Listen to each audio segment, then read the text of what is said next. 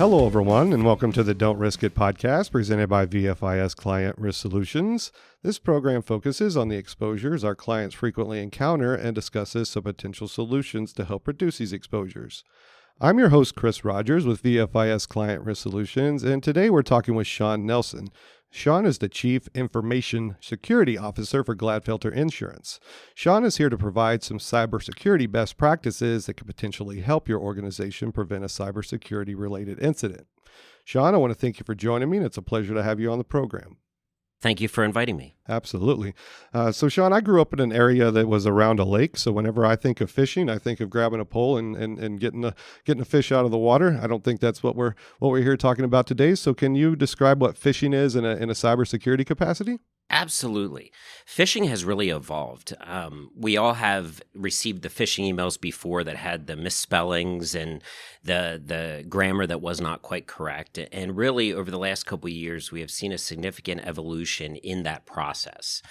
Really, it has evolved from the one-off email that you could easily identify to a more sophisticated cyber scheme that no longer are the emails easy to detect or identify.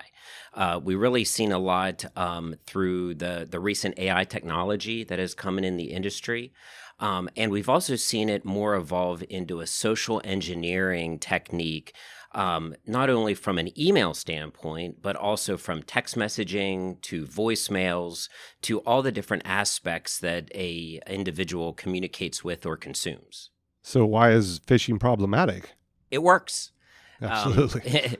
Without a doubt, everybody is struggling with the overloaded task of everyday activity. And when you see an email, whether it be what appears to be from your boss or from a government agency, they typically try, and that's where the social engineering aspect comes in, they try to get you to respond quickly without thinking.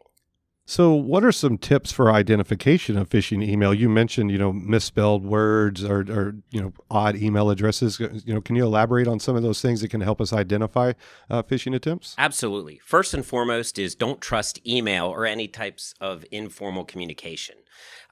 So for instance, in an email, the very first thing that you want to do is identify who the email is from. Look at the from address, look at the spelling of the domain name. For instance, at gladfelters.com, is there a misspelling? A lot of times we see that there may be a typo in the word. It really should be an I, but it's actually an L that is used to try to trick you in doing that. We've also seen an evolution into something called BEC attacks, or business email compromise. And this is a specific type of attack that is growing exponentially. And what a hacker will do, most everybody uses some type of online email, whether it's Gmail or Yahoo or Office 365. And what the hackers will do is they will try to compromise that mailbox by guessing your password and those type of things. And then they'll monitor your mailbox. And that could be for a period of a couple days to a couple weeks, looking for specific types of emails that may have attachments for invoices or something that they could utilize to try to extort money. And then at that point, what they'll do is they'll actually utilize your mailbox to send emails to people that you communicate with on a regular basis. How do we protect against those type of things? Is really the first and foremost is implement MFA, multi-factor authentication. So on your personal accounts, on your email accounts, make sure you implement MFA. That is by far the first step in doing that. Are there any things, or are there some things that organizations can do internally, maybe by, sending out messages that aren't phishing, but they're disguised to look like phishing to try to teach, the individuals that this is what it might look like, but it's sent from within the organization to train versus, an actual phishing attempt? Yep. From an organizational standpoint, there are several applications out there and systems out there that will send phishing emails to your employees that you can utilize. And then that way they see firsthand what some of the new trends are. A lot of those services will also auto-update themselves. So when there's a new phishing technique that's being utilized, they'll also use that. And then you can have statistics on how many people are clicking on the email and provide some type of back-end training. The other important component to that is educate your employees with awareness training. What are the different things in emails that you can identify? So how does this topic relate to emergency services and their data security? Good question. So the hackers or the individuals behind these phishing schemes, really what they're looking for is the data, the information. That's really what they want in order to sell on the dark web or on the underground part of the internet. And emergency service organizations collect a lot of personal information from individuals and customers that they deal with. So can you provide some email safety tips, that some of our listeners could follow to reduce the chance of phishing? I think you hit on a few of them, but I'd like Sure. to sum it up in just one concise question here. Absolutely. So as I said earlier, the techniques that are being utilized by the cyber criminals continue to advance on a regular basis. So some of the fundamental tips is implementing multi-factor authentication, which we talked about earlier. The second item is don't trust any links that are in the emails. And this isn't specific to emails. It could be text messaging. If you get a link in a text message, I'm sure we have all seen that before. You receive the text message. It says your account has been hacked. Click on this link. Those are all different types of social engineering constructs that they use.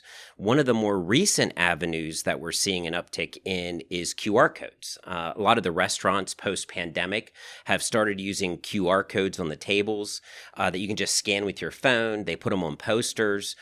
That is an upcoming trend in phishing where now the emails or the text message or even stickers are placed on top of these QR codes. So when you scan it with your phone, you go to a phishing link and they prompt you for your different credentials. So never trust these methods that you're sent to click on the link. Always go directly to the site by typing it in yourself. Or if it's a phone number specific with these business email compromise scenarios, don't ever call the number that's in the email. Make sure you're calling that number from a number you looked up or from your contact information. It almost seems like that public access points like USB ports, and then you mentioned the QR codes that are areas that somewhat avoid, because I'd read that one time to avoid charging your phone with a USB port in an airport because they could possibly been infected and could infect your phone. Absolutely. And that brings up a good point. So as far as the mobile device aspect of it, always make sure you're updating to the latest patches and updates that are out there in the industry, because a lot of the airports, those type of things, that's publicly accessible. So it's very easy for a hacker or an individual to replace those components or add something in front of those devices that would compromise your data. So keeping your devices current, and also bring your own USB device. Also in hotels, try not to connect to the public Wi-Fi that's out there. Utilize the cell phone devices. If you have a laptop and a cell phone, connect to your cell phone's hotspot versus using the hotels. So are there any other topics you feel are noteworthy of cybersecurity awareness?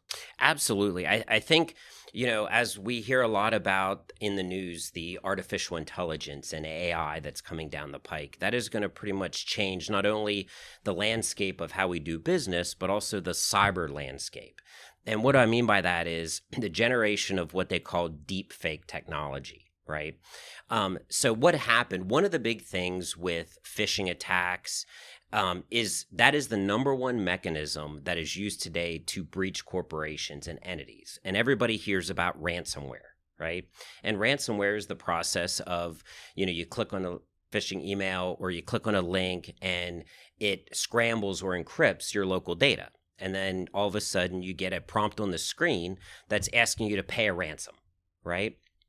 Well, what we've seen over the years is that as more people become aware of ransomware, they're getting better backups. They're making sure their backups are not connected to their computer systems. They're detached from that. So the hackers have evolved into this multi-tiered extortion process. And what I mean by that is it'll start out with a phishing email. You click on a link, they'll capture your MFA PIN, and they'll gain access to your system. At that point in time, they plant malware into your system that may sit in your network for anywhere from a couple days to a couple weeks to a couple months. The important part about that is now your backups are no longer good, because if you attempt to restore from a ransomware breach, they're already in your network. So now it's more difficult to clean up your data. Secondly, if you decide not to pay the ransom, now they're going to use either they'll pull off your data first, steal your data, and threaten that they'll publish it online if you don't pay the ransom. Or more importantly, circling back to the AI conversation, is something called deep fake technology, where they'll utilize AI tools, whether it be a voicemail, a voice that sounds like you, whether it be a video that makes it look like you're doing something that you're not supposed to be doing, stealing, a wanted poster, stealing information, and they'll threaten to publish that deep fake information online if you don't pay the ransom. So as we evolve in this technology, security tools and preventative maintenance are also going to have to evolve to keep up with that. And deep fake is somewhat in its infancy, but you can go on YouTube and watch some pretty scary videos of how well it's already working, and it's not even where it's going to be, 5-10 years from now. Absolutely. And, what's crazy about that is, people say, well, how do I combat this? I'm just going to turn off my computer system. I'm not going to use it anymore. Well, we live in the day and age of data breaches, right? So make sure you do the fundamentals. Keep your systems patched. Make sure your phone's updated with the latest operating system. If your phone no longer supports it, you need to upgrade. You need to upgrade your computer systems. Backups. Make sure your backups are stored offline and not directly connected to your computer system. And most importantly, for an organizational perspective, is have the conversation with, one, your employees of what to do in this situation, how to respond. But as an organizational standpoint, talk through the scenario, have a plan. If my systems are to be encrypted, if my associate or if my individual employee were to fall victim to a ransomware attack, don't just shut off the computer and go home at the end of the day, report it, because we're all in this together. So does VFIS offer any safety programs regarding cybersecurity? Yes, VFIS has cybersecurity trainings on VFISU. Good deal. So is it video? Is it written training? What type of program? It's video training. Video training. All right. Well, we'll be sure to reference that material in the description of the program. But Shawn, I really want to thank you for taking some time to join us today. It was a lot of great information, and it was a pleasure to have you on the program. Yes, thank you very much. And I want to thank you for listening to the program and for your interest in VFIS safety resources. I want to thank our guest, Shawn Nelson, once again for his time and information. Please consider subscribing to our program to stay up to date on new content releases. Also, if you like what you've heard, please consider leaving a review below. For more information about the many resources available from VFIS, please visit VFIS.com. And to submit ideas for future discussions, please reach out by email at VFISriskcontrol@VFIS.com. Thanks, everyone, and have a great day.